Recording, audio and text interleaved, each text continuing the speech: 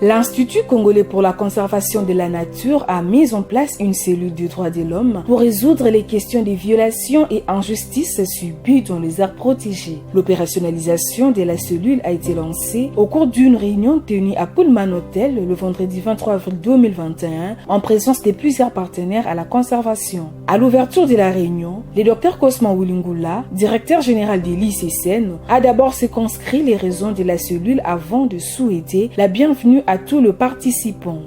Nous voulons vous dire bonjour, chers partenaires, chers bailleurs, chers partenaires techniques et financiers, chers participants. Nous pensons que dans la cordialité et l'amitié que nous avons ce matin, nous sommes heureux en tant qu'Institut congolais pour la conservation de la nature de vous avoir tous répondre positivement à notre invitation. Et en même temps, nous nous réjouissons de voir cette disponibilité manifestée, de pouvoir passer cette journée ensemble avec nous, ou ces quelques heures plutôt, dans cet atelier de soutien et de finalisation du plan de mise en œuvre des opérations liées aux droits de l'homme au sein de l'Institut congolais pour la conservation de la nature ICCN. En fait, nous nous réjouissons d'une chose, c'est que les questions de droits de l'homme sont devenues aujourd'hui, et dans le secteur des aires protégées, des questions capitales et très importantes.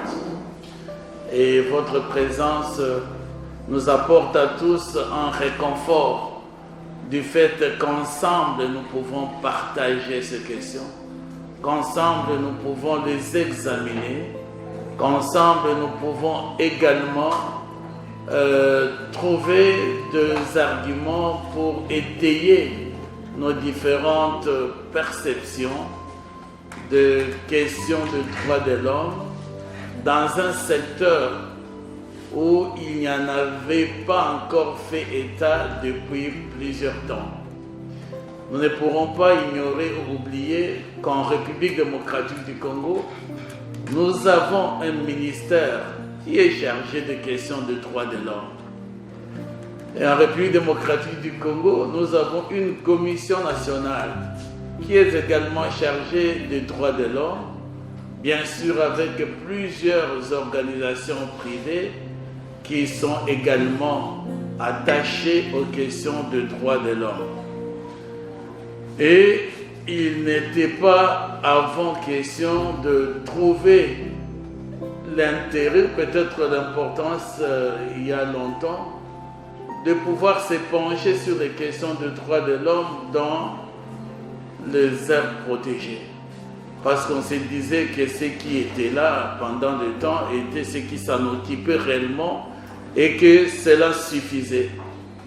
Mais aujourd'hui, il s'est avéré que réellement le secteur de la conservation, le secteur de la protection, de la préservation de nos ressources naturelles dans nos aires protégées, est un secteur aussi qui exige que cette question du droit de l'homme y soit suffisamment scriptée et qu'on puisse réaliser en fait à quel moment nous pourrions penser aux violations des droits de l'homme.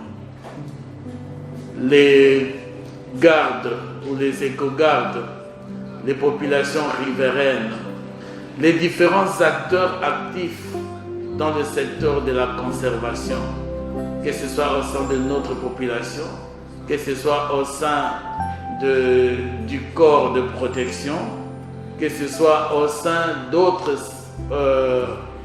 acteurs qui sont nos amis et nos alliés des différents ONG, il y a toujours des interactions, il y a des situations qui permettent que l'une ou l'autre, ou l'un ou l'autre acteur peut se retrouver être victime des violations de ce droit en tant qu'humain.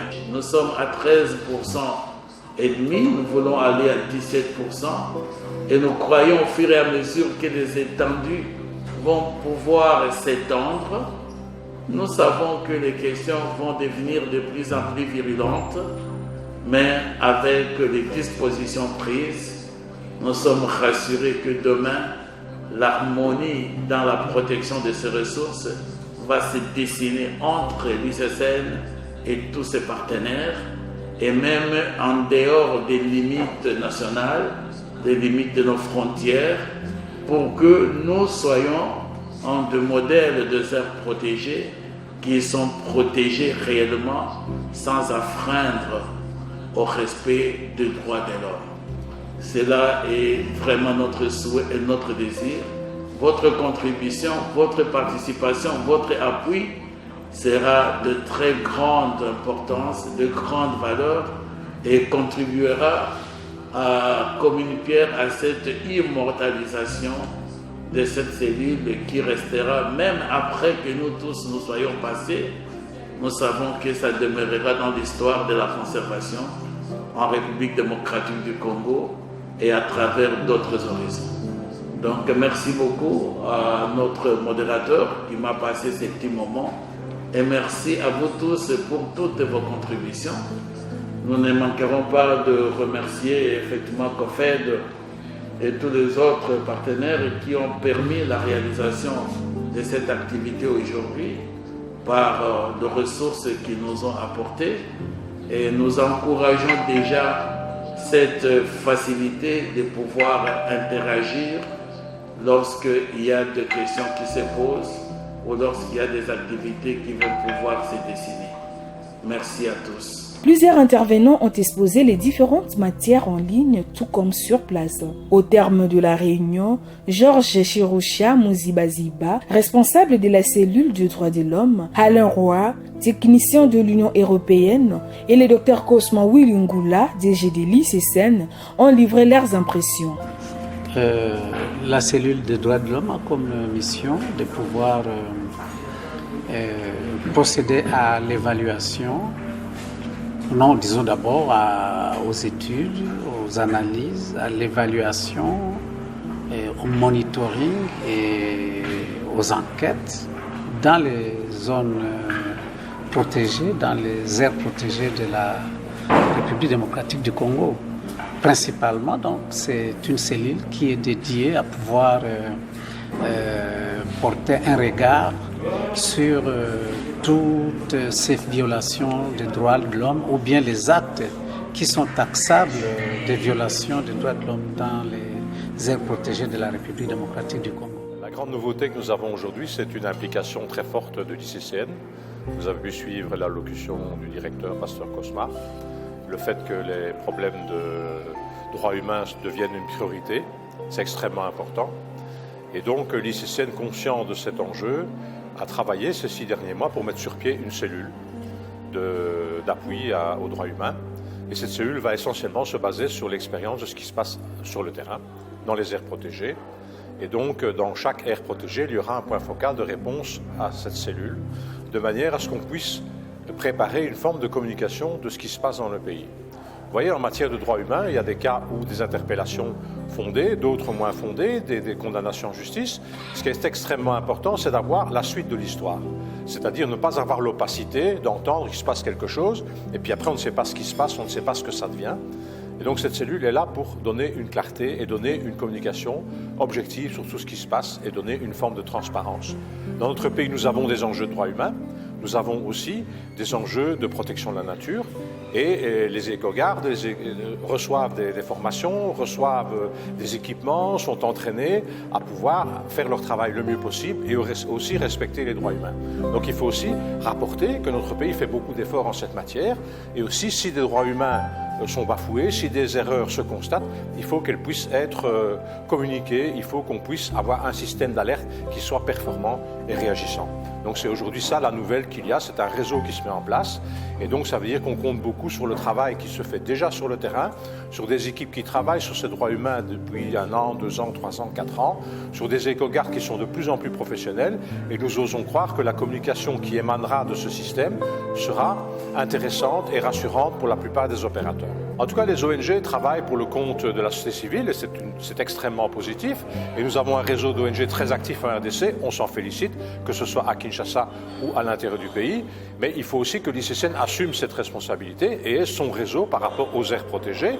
Et donc, si vous voulez, il y aura, pourquoi pas, un débat, une discussion, des réseaux WhatsApp ouverts où les opérateurs de la société civile, des ONG, pourront échanger avec les experts de cette cellule de manière à ce que les vérités puissent émerger. Je pense que les propos qui ont été tenus sont rassurants. Je pense que l'inclusivité des partenaires qui sont présents ici sont rassurants. Vous avez vu qu'il y a un grand nombre de partenaires qui sont déjà présents, des partenaires très professionnels.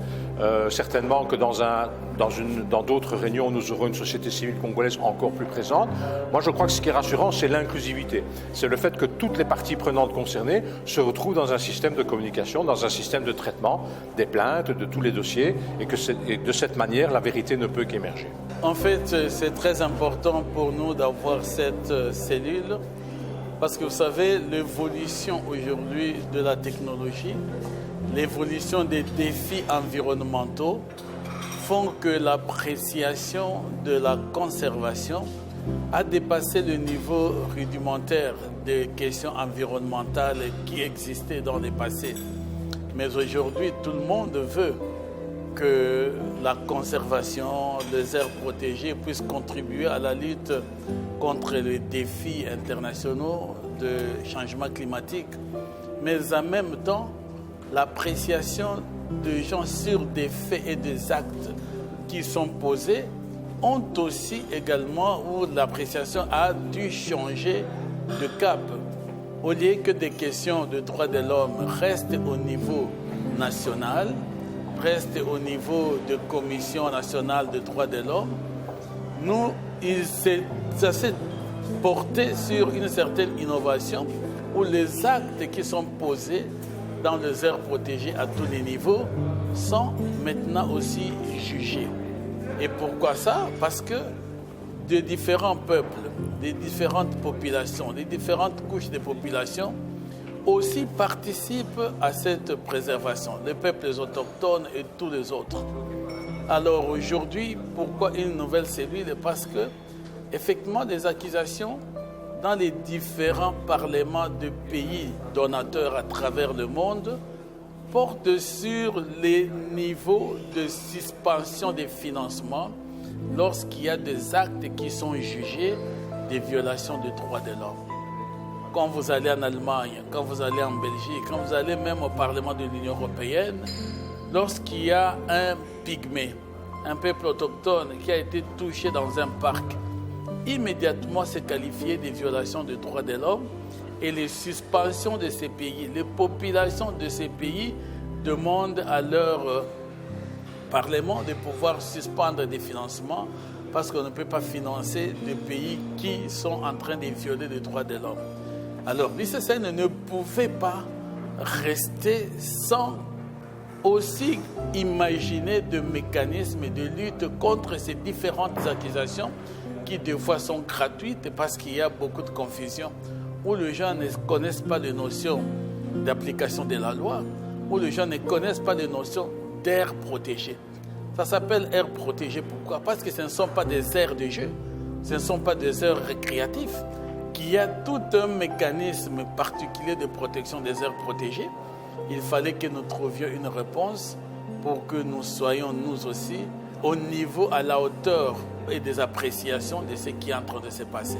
On ne se reproche pas de quelque chose, mais on doit arriver à un niveau de remise en question. Est-ce que la conservation, telle qu'elle était avant policière, est-ce qu'elle vaut tout à fait la peine d'être poursuivie ou elle doit pouvoir être orientée différemment? Mais dans un pays comme le nôtre, je vous dis que c'est toute une nébuleuse. Parce que comment vous allez procéder différemment quand vous-même vous êtes attaqué par un groupe armé? Parce que les aires protégées sont devenues des bases arrières des groupes armés. Donc, dans ces cas-là, la CICR aide à donner des orientations par rapport aux belligérances. Est-ce que nous sommes des belligérants ou nous sommes rien que nous avons un statut de neutralité? Parce que la belligérance, ça signifie que nous prenons parti d'un camp politique. Et l'ICCN n'est pas dans aucun camp politique. Nous sommes dans la neutralité. Les éco-gardes ont un statut d'agent neutre. Et à ce titre-là, nous ne pouvons pas être dans la belligérance. Donc en réalité, nous ne devions pas être attaqués par des groupes armés qui, eux, sont orientés dans des visions politiques. Mais aujourd'hui, il fallait qu'il y ait une cellule qui permet de donner, de communiquer d'une manière indépendante le sens des actes qui sont posés et de pouvoir définir si tel et tel acte pouvait être qualifié de violation des droits de l'homme.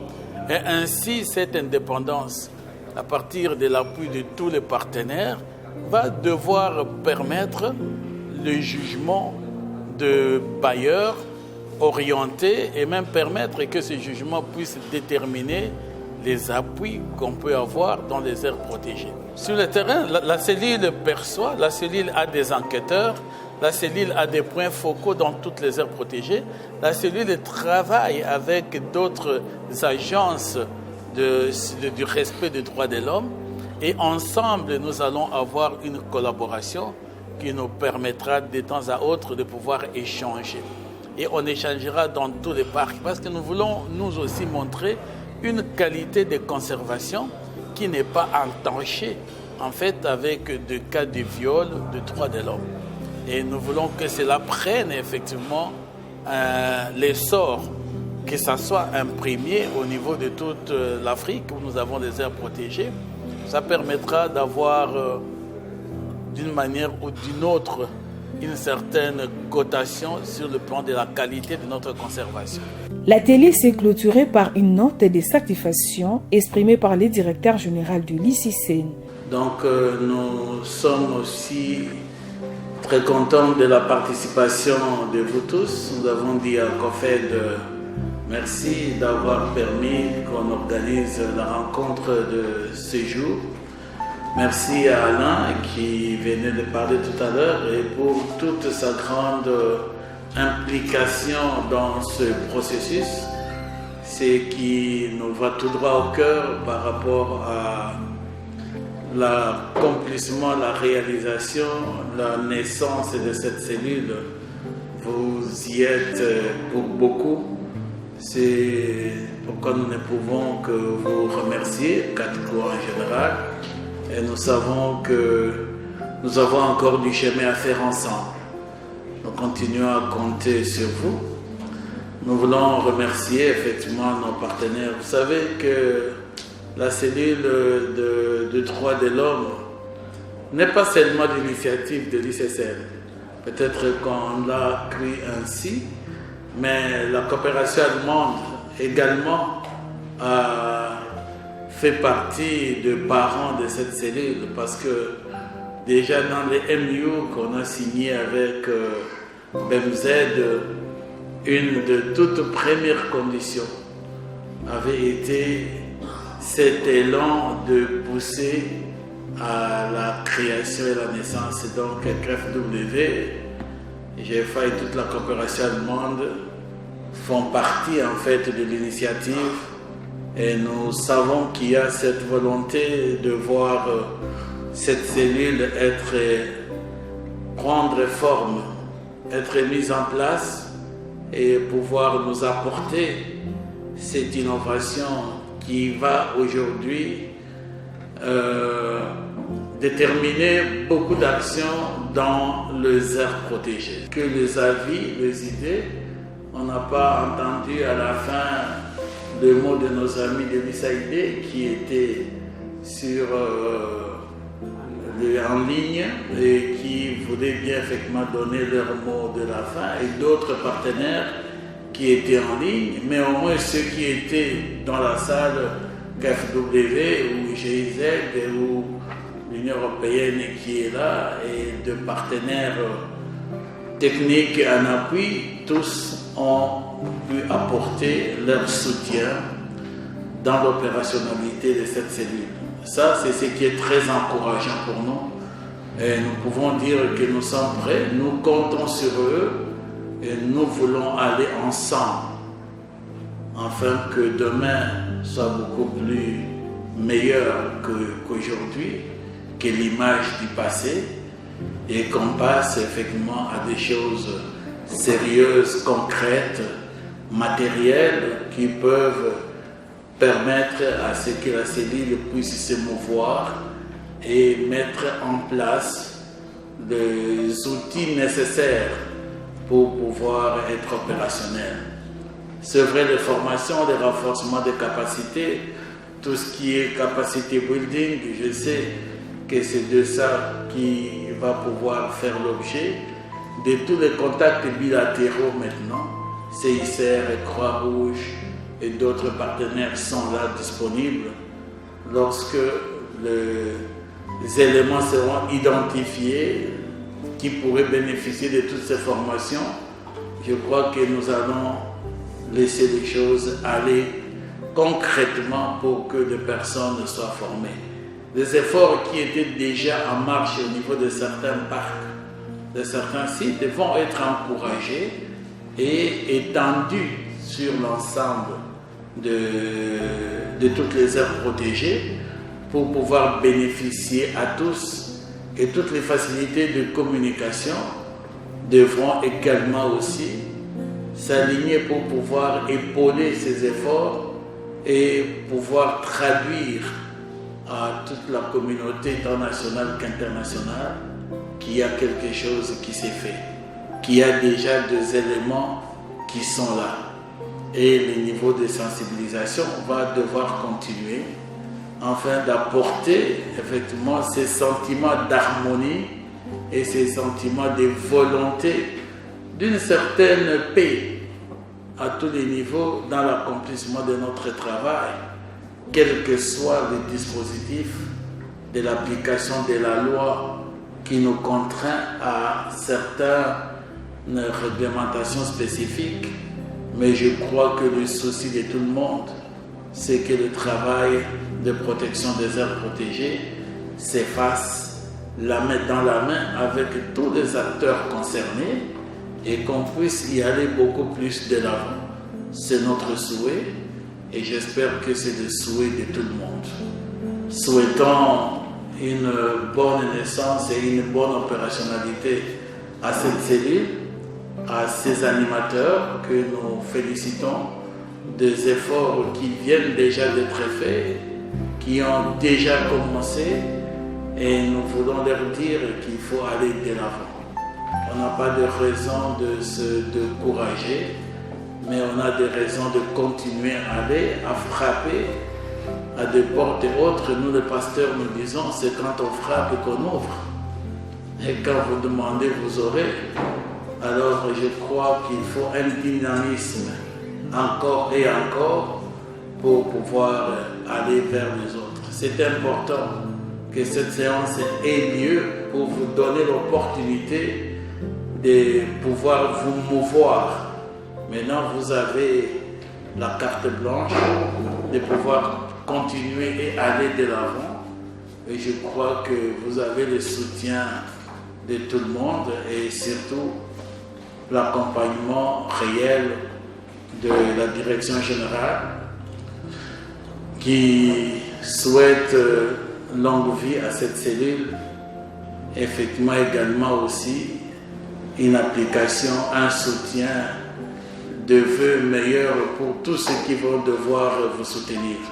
Voilà, c'est avec ces quelques souhaits que je tenais à donner ces petits mots de clôture et je peux dire devant tout le monde à la fin de tout ce qui se passe que c'est par là que nous clôturons notre séance de ce 23 avril 2021 qui a été une séance de lancement de cet appui à l'opérationnalité de la cellule de droits de l'homme au sein de l'ICCN, mais au sein de la conservation d'une manière générale. Je vous remercie tous. Merci.